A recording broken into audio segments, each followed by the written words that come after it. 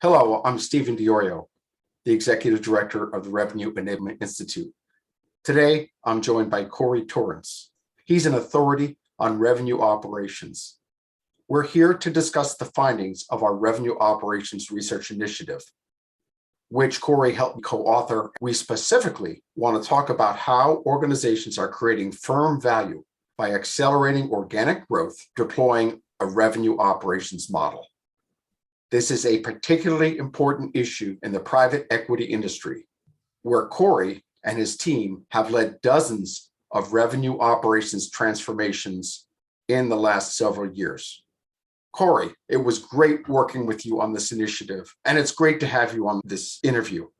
Why don't you start by telling us about your organization and the experience you have here?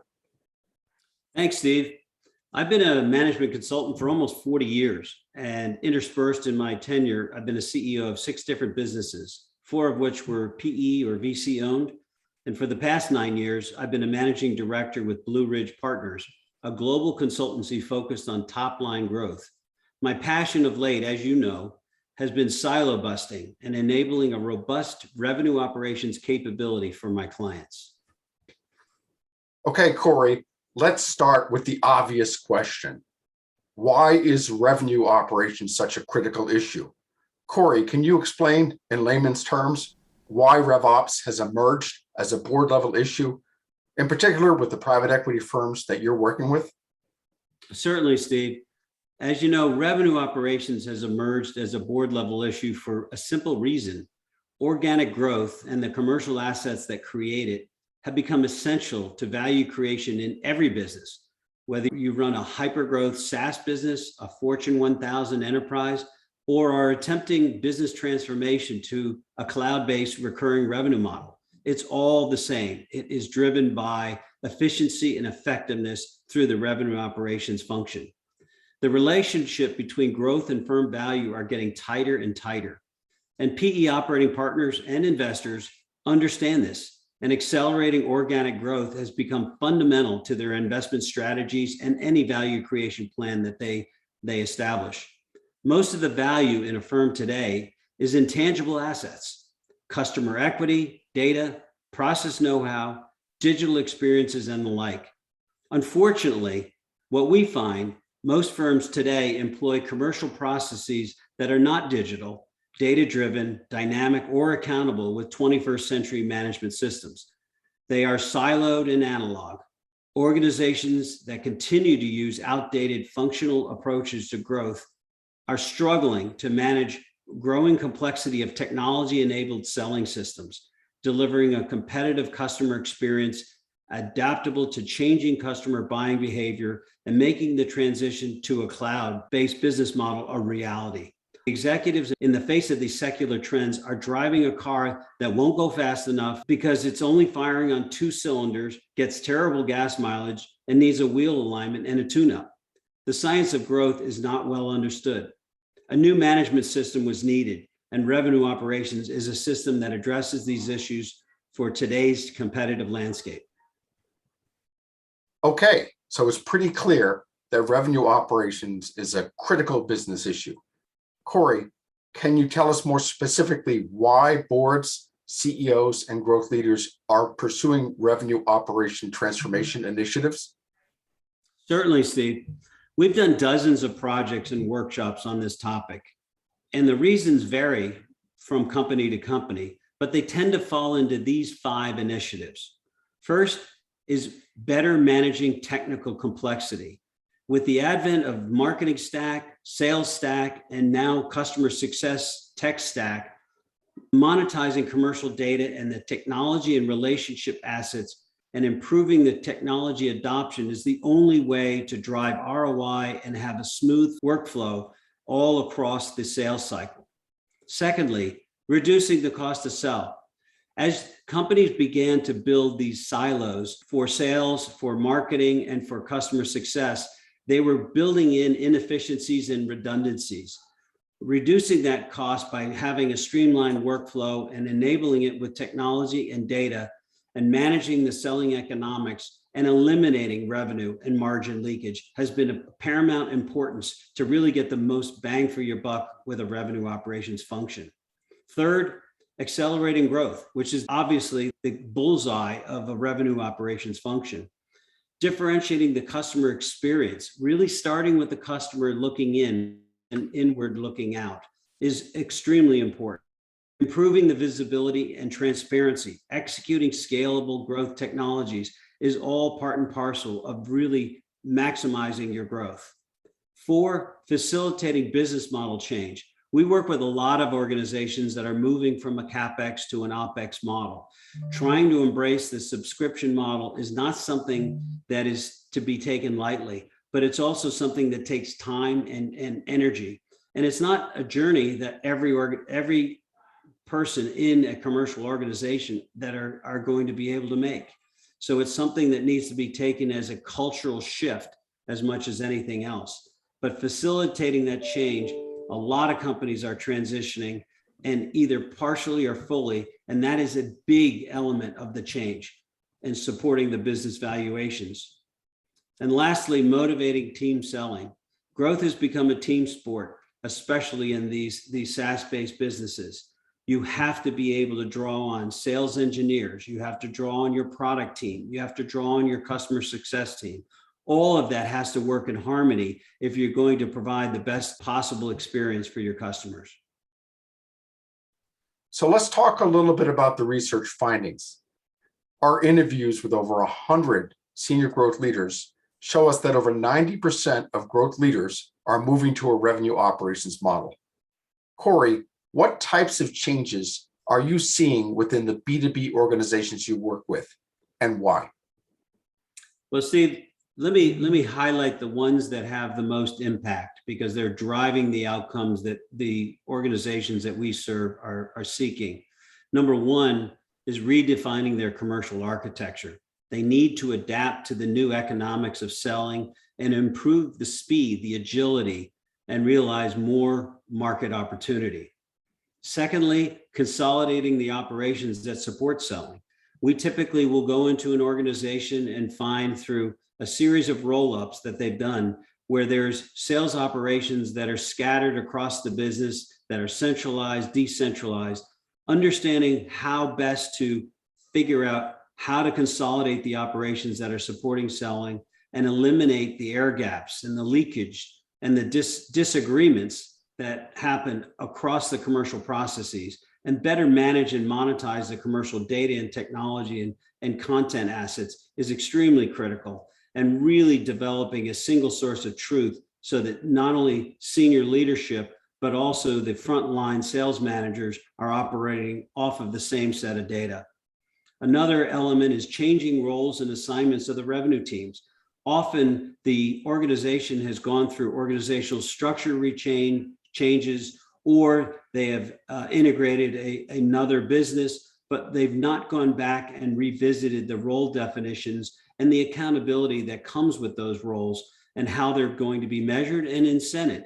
So understanding those changing roles, getting them assigned, and making sure that people understand what their purpose is, and also making sure that they're incented and enabled to perform well in those functions.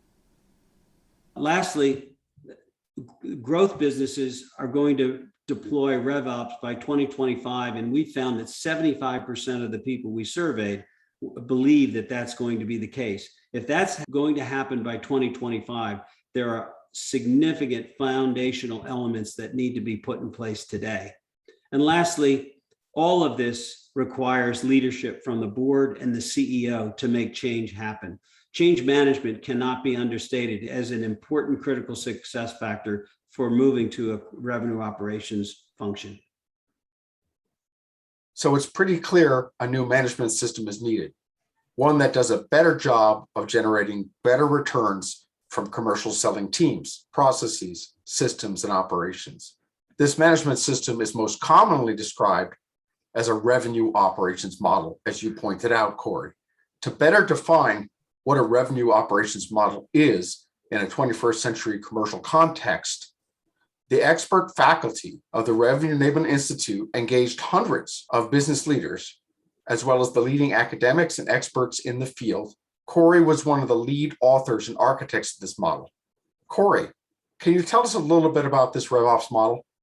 Yes, Steve. As you know, we had the opportunity to speak to a lot of folks across multiple industries at varying levels within organizations, people that were responsible for revenue ops, people who were the benefactor of the revenue ops model.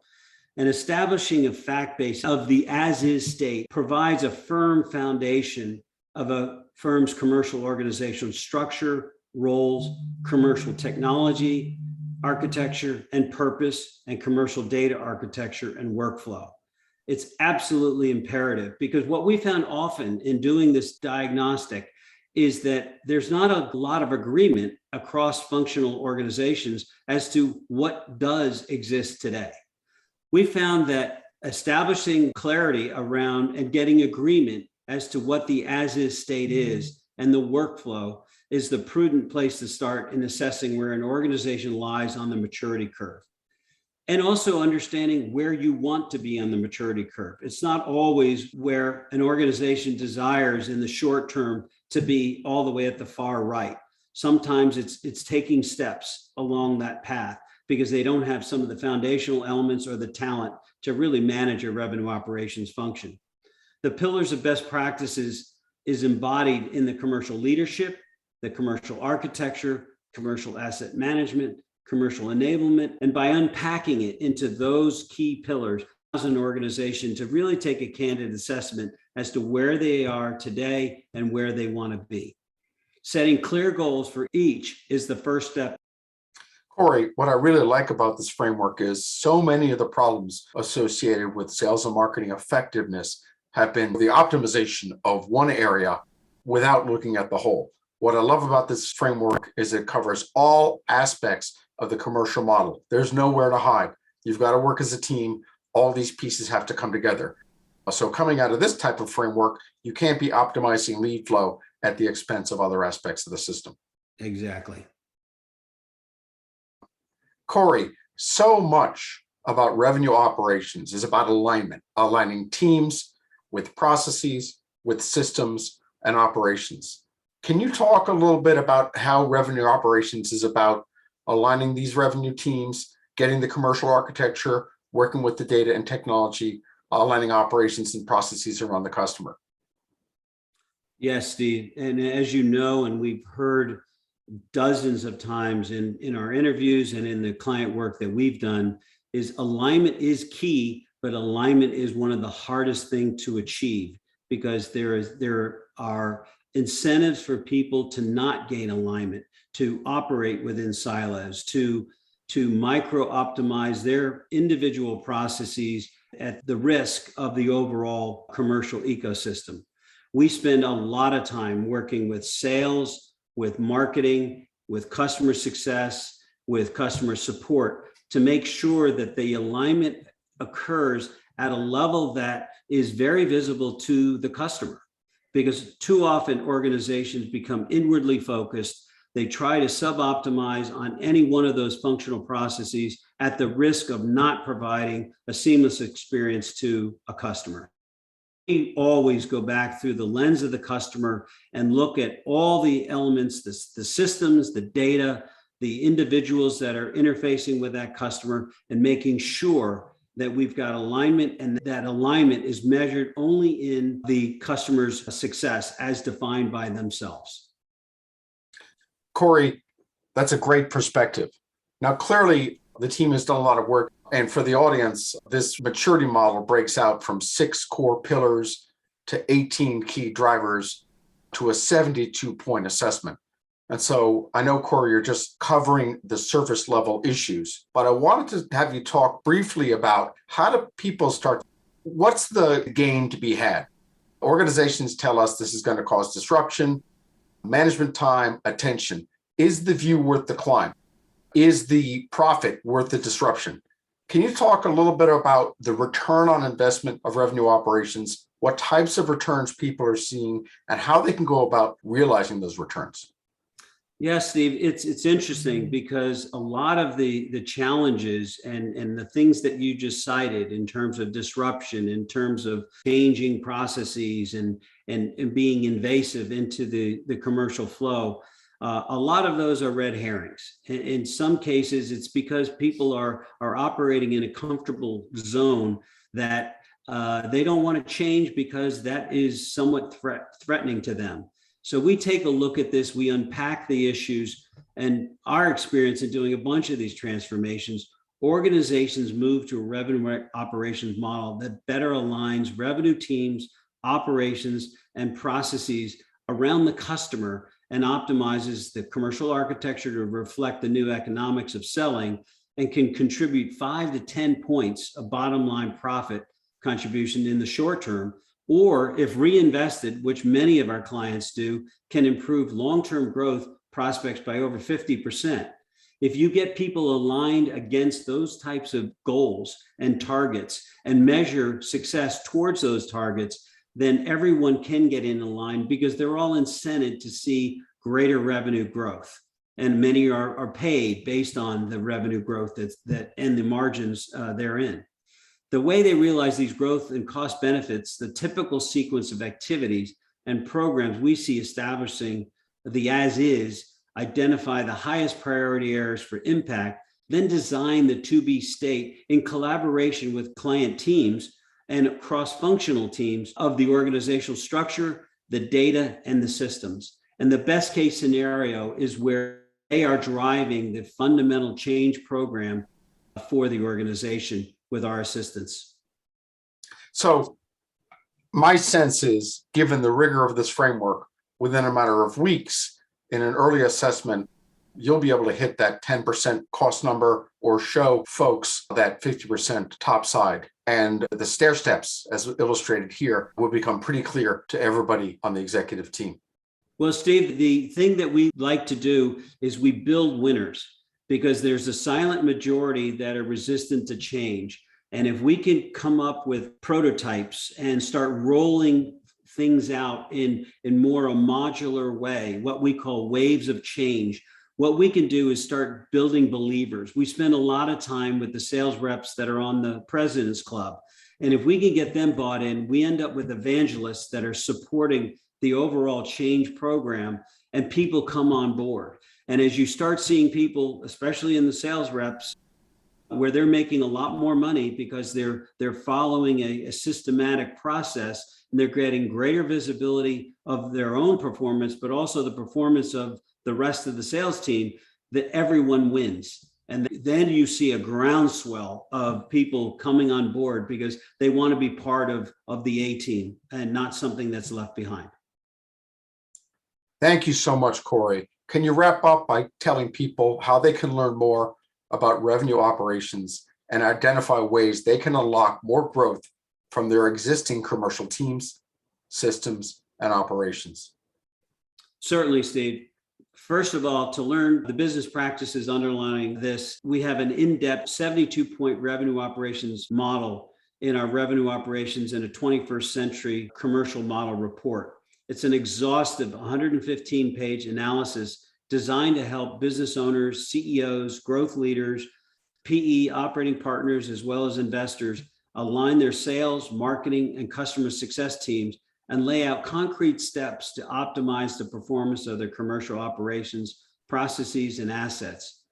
The revenue operations assessment, a maturity assessment, which I described earlier, it's a 3 to 4 week assessment very quickly to establish where are you on that maturity curve, and then what are the steps that need to be taken that are going to have the highest impact to move you to the next level.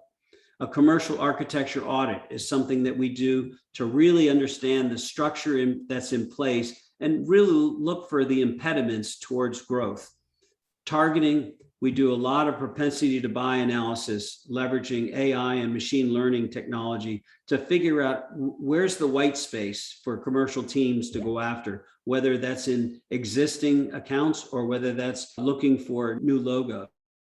And lastly, and very importantly, is account management. As you've done your segmentation and you identify your top tier accounts, make sure that the account management processes are put in place so that you're bringing the best of an organization's commercial capabilities and sales and engineering talent to bear on all the key engagements so that you can make sure that you're closing a higher win rate of the deals that you have to get sold. Corey, thank you for breaking down what is an exhaustive and thorough analysis into bite-sized chunks. You can get access to the revenue operations report, the maturity assessment, and research on the tools and actions that Corey recommended, www.revenueenablement.com. Thank you so much for your time.